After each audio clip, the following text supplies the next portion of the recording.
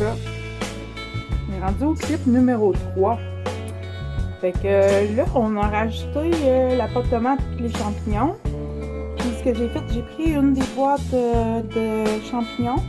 Puis j'ai mis à peu près les 3/4 d'eau dedans pour rajouter à la sauce. Puis là, ce qu'on va faire, c'est commencer par ajouter le bouillon de bœuf, les épices, les fines herbes à l'italienne, le sriracha. À raison, mettons, de 3 à 4 cuillères comme celle-là. On voit bien, là, elle n'est pas très grande. Fait que 3 à 4 cuillères du bouillon, ce qui va aider à saler un peu, fait que ça va diminuer l'utilisation du sel. Ensuite, on met une bonne grosse cuillère bien pleine de sriracha. 2 cuillères de ça ici, les épices à l'italienne. Bon, le bouillon de bœuf qui est ajouté, puis les fines herbes, puis le sriracha. Pour ce qui est du bouillon de bœuf, on peut y aller un peu plus au goût. C'est vraiment pour saler et donner un peu de goût. Fait que on peut vraiment y aller là, des bonnes grosses cuillères bien combles là, quand même. Mais pour les fines herbes, on fait plus une cuillère rase. Puis c'est la même chose pour le sriracha. Mais là, on va être rendu à mettre les autres ingrédients, les autres épices.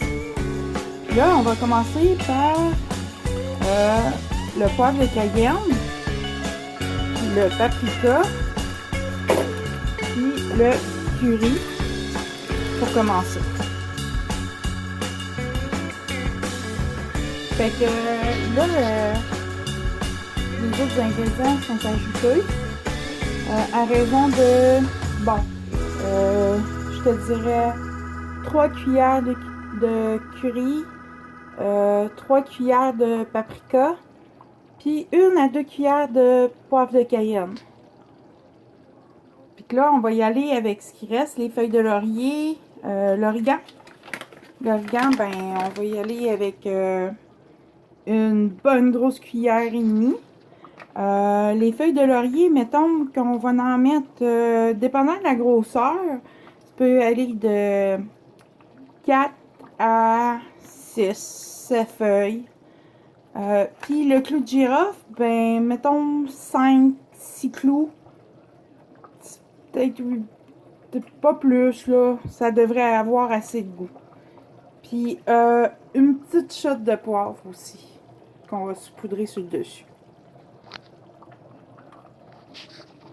Bon, là, ce qui restait a été ajouté, mais tantôt j'ai oublié de vous mentionner aussi que ça nous prend dans cette recette-là de la noix de muscade. Puis on peut la prendre en poudre, mais moi je la préfère en noix comme ça. Ok. Puis ce qu'on peut faire là, c'est prendre la râpe à fromage du côté le plus petit des dents.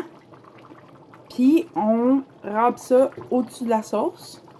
Je te dirais que pour une sauce aussi grosse, la moitié de la noix devrait être suffisante.